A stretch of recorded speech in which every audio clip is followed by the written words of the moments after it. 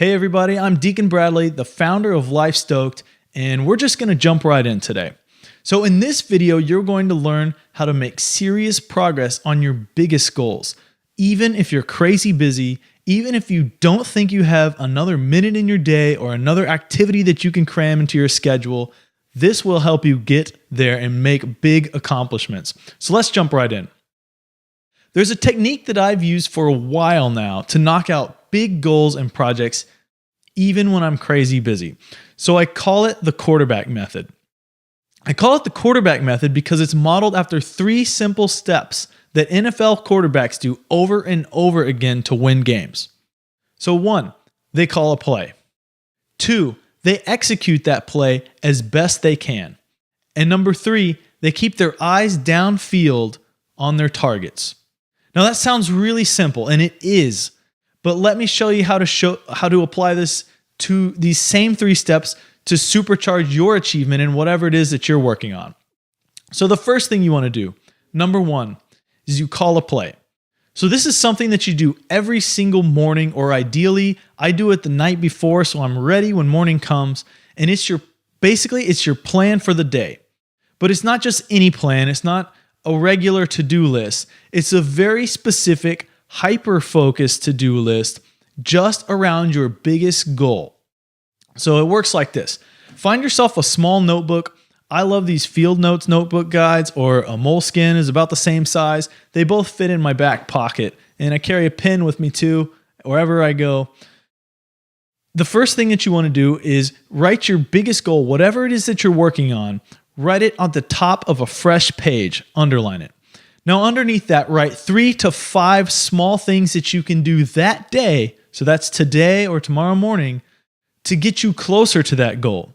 So you're not writing down things like wash the car, do the laundry, or even things that are for your business or your project or whatever it is that you're working on that aren't focused on that one specific goal.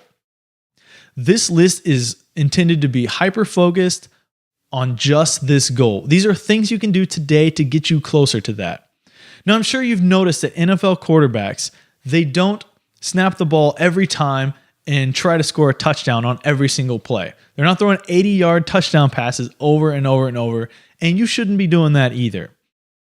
Write tasks that fit the day that you're assigning them for. So some days you're going to have plenty of room to do some big things, but a lot of days it might be tough and you're just going to squeeze in 1 or 2 things. Might be a 1 or 2 yard run kind of day, you know? I'm a dad, I've got kids, I got plenty of days where I do really small things. So again, you're setting tasks that you can do this day, not some generic perfect day from heaven, right? This is the task for this day. So the second thing that you want to do is you execute the play that you called for today. Now, this is why I use the small notebook that you can carry with you. I've already laid out the things that are going to get me to where I want to go. And now all I have to do is set aside some time and actually do those things. So for me, sometimes in the morning, I wake up an extra hour or an hour and a half early and just work on things for my plan. Other times I can't, I don't have that kind of time in the morning. So I do things throughout my day or in the evening. But when the time comes, when I have some time to work on something, I waste 0 time figuring out what I should be doing. I just open my notebook, I have a plan for the day, and I start working away. So keep this in mind. Your job is to execute the play that you called as best you can, not to change the play in the middle of it, not to remake the to-do list as you go through your day. Tomorrow is a new day with a new play, a new to-do list. Today, just run this one. That's the thing that's going to get you closer to your goal, is executing this play. Now, the third thing you want to do is keep your eyes downfield. So what does that mean exactly? It means that you're always focused on your goal. So every single day, as soon as your alarm clock goes off and your feet hit the floor, you are going to be overwhelmed with challenges and distractions that steal your time. So as soon as you get up, this starts happening. So there's a lot of obvious distractions, you know, like Twitter and Facebook and YouTube. And then there's plenty of not so obvious distractions, things that actually look like they're getting you closer to your goal. And this is a big one for me, especially as someone who loves to read blogs and consume information and read books. every day I'm finding things that could help me get a little bit closer, a little bit closer. And if I'm not careful and disciplined with my time, all I really do at the end of the week, I look back and all I've done is consume more information and find new ways to get there, but I haven't actually taken any additional steps.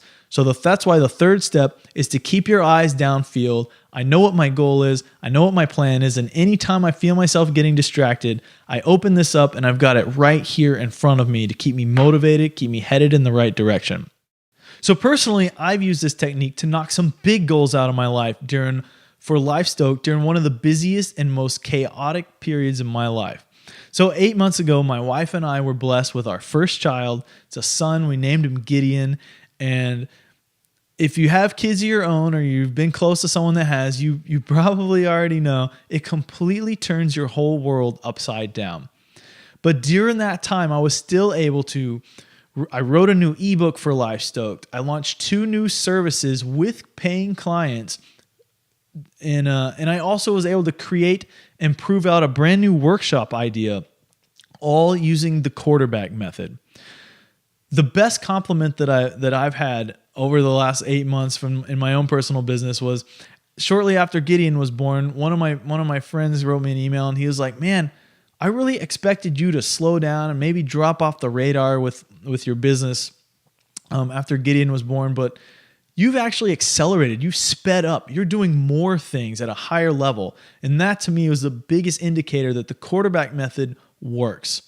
So the results from doing this, they're not gigantic Herculean steps forward each day, but the result instead is really small steps forward over and over and over and over. And it's that kind of stuff that helped me write an ebook, helped me launch new services, helped me prove out and launch a new workshop. And if you can do that, if you can do those small steps over and over and over, no matter how busy you are, then you can win every single time. And that is what the quarterback method is all about. Well, that's it for the quarterback method and how to use it. So grab a notebook like this one and start tonight by calling your first play for tomorrow. And also, while this method won't cost you a dime, it isn't free. So if you like it, drop me an email. Let me know how it's working for you, exactly what it's helping you accomplish. I'd love to know how you're using it.